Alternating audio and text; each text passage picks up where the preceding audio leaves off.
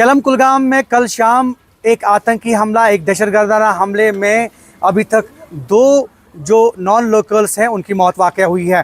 और हम आपको बताएं कि यहाँ केलम इलाके की अगर हम बात करें, फ़ौज ने इस पूरे इलाके को अपनी तहवील में लिया है। सर्च ऑपरेशन जो है वो स्टार्ट किया गया है। कल शाम से ही आप ये देख रहे हैं विजुअल्स में, यहाँ पे जगह जगह पे नाके कायम किए गए हैं। Security forces, Jammu Kashmir police और फ़ौज की टुकड़ियाँ तैनात की गई हैं।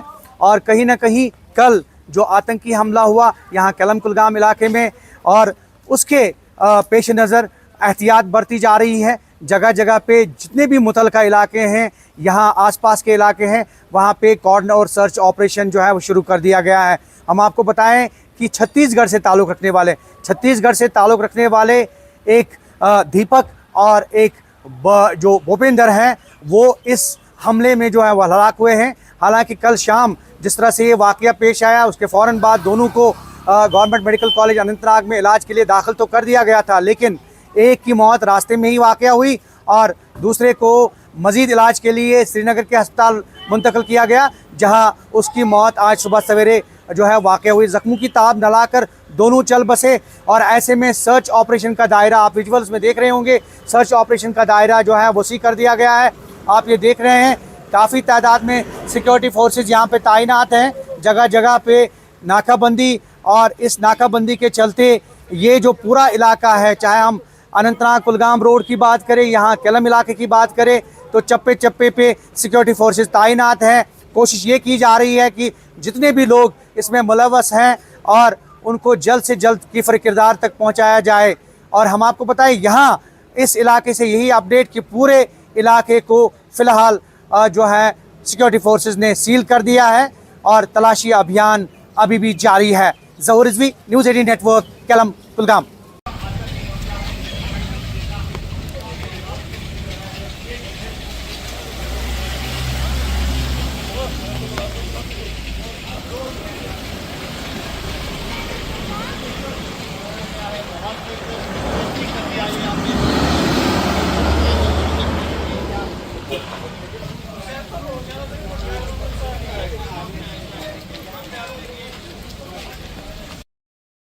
जम्मू कश्मीर के कुलगाम में हुए आतंकवादी हमले में सक्ती जिले के हरदीडी निवासी दीपक रात्रे की भी जान चली गई है। आपको बता दें कि आतंकवादियों ने ये कायराना हरकत की है। इस वक्त मैं दीपक रात्रे के घर में मौजूद हूँ। आप देख सकते हैं कि यही एक छोटा सा घर है जिसे जो है वो मजदूरी करके बेहतर बनाना चाहता था। शायद वही वजह है कि उसने मजदूरी करने के लिए जम्मू कश्मीर गया हुआ था। इसके साथ ही साथ आप देख सकते हैं इस घटना की जानकारी जैसे ही जो उनके परिजन हैं उनको मिली है, तो परिजन जो है शोक में बैठे हुए हैं और किसी तरह की कुछ बात करने में अभी फ़िलहाल कोई बात करने की स्थिति में नहीं है। आप देख सकते हैं पूरे परिजन हैं उनके, उनके नाना है यहाँ पर, उनकी नानी है, उसके साथ ही साथ उनके जो रिश्तेदार हैं वो है। मैं आपको दीपक जो है उसके घर के जो हालात हैं उसको भी दिखाना चाहूँगा। आप देख सकते हैं एक बेहद गरीब परिवार का जो दीपक, महज 21 वर्ष उनकी वो जो है उम्र थी और ये जो टूटा फूटा झोपड़ी घर है उसी को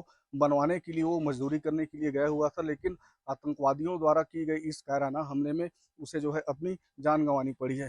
घटना के बाद से पूरे परिवार में शोक का माहौल है और जो परिवार है वो मुआवजे की मांग कर रहे हैं। प्रवीण चंद्रा, न्यूज़ 18, सक्ती।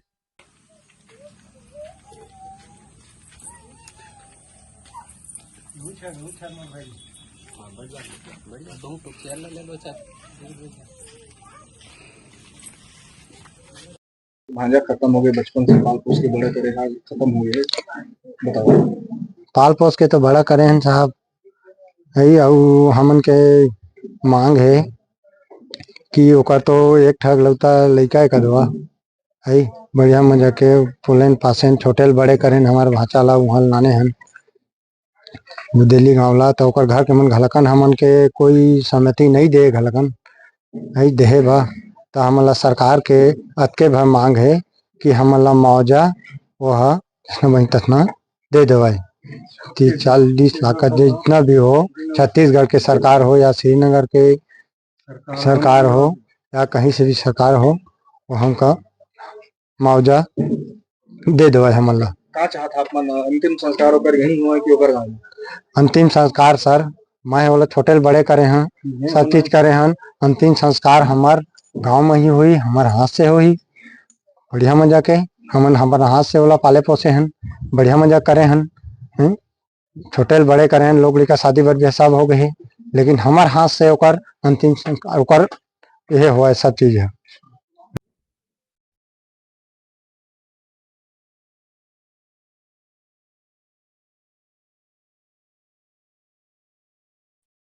मैं ये कहा था साहब, देखा छत्तीसगढ़ शासन है, छत्तीसगढ़ ओकर कमाने खाने वाला तो कोई नहीं है। ओकर एक ठो बच्चा है नान बूटी 1-1.5 साल के, और ओकर बीवी है, ओकर माँ है तो बुढ़िया हो गए, ओकर बेटा है तो विकलांग है।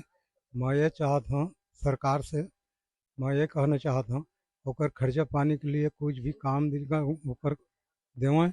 और सरकार छत्तीसगढ़ सरकार से निवेदन करत हूँ ओकर कुछ देवा। और श्रीनगर जो सरकार है ओकर भी निवेदन करत हूँ ओकर खर्चा पानी लेकर के देवें। मैं अतकी कहत हूँ और ओकर ओला कुछ करके पोषण पालन करें, ये कहत हूँ साहब। और मैं अतके कहत हूँ ओकर कोनो नहीं है यहाँ, घर नहीं है ना, कुरिया नहीं है ना, खेत नहीं है ना, डोली नहीं है, कुछ नहीं है। बोला ला के पोसे भर रहे हैं, मैं बढ़िया मजा के पोस पाल के बड़े कर रहे हैं। अच्छा, वो जिसके साथ में कुछ घटना घटी है, इस चीज़ की जानकारी है क्या आपको? नहीं। कैसे पता चला आपको?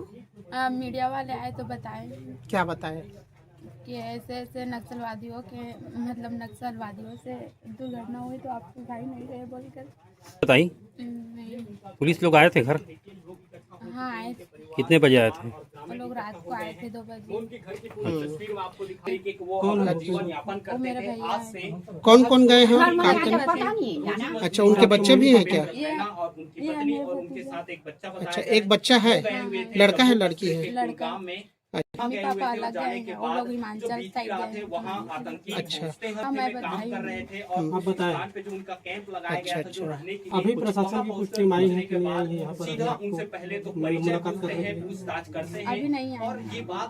अच्छा, भूपेन के कितने बच्चे हैं? एक ही बच्चे हैं। अच्छा, कितने भाई बहन है उन लोग? 2 भाई 1 बहन। अच्छा, वो बड़ा है कि छोटा है? वो बड़ा है।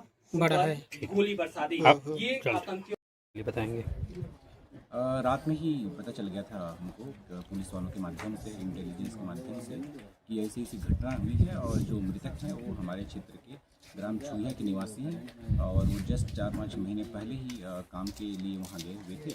और उसके तत्काल बाद संज्ञान में लेते हुए हमने उनकी फैमिली से संपर्क किया, उनके परिजनों से संपर्क किया और मैं भी यहाँ पे आया हुआ हूँ, उनसे मिला हूँ और हमने उनको प्रशासन की तरफ से हर संभव सहायता देने का आश्वासन दिया है।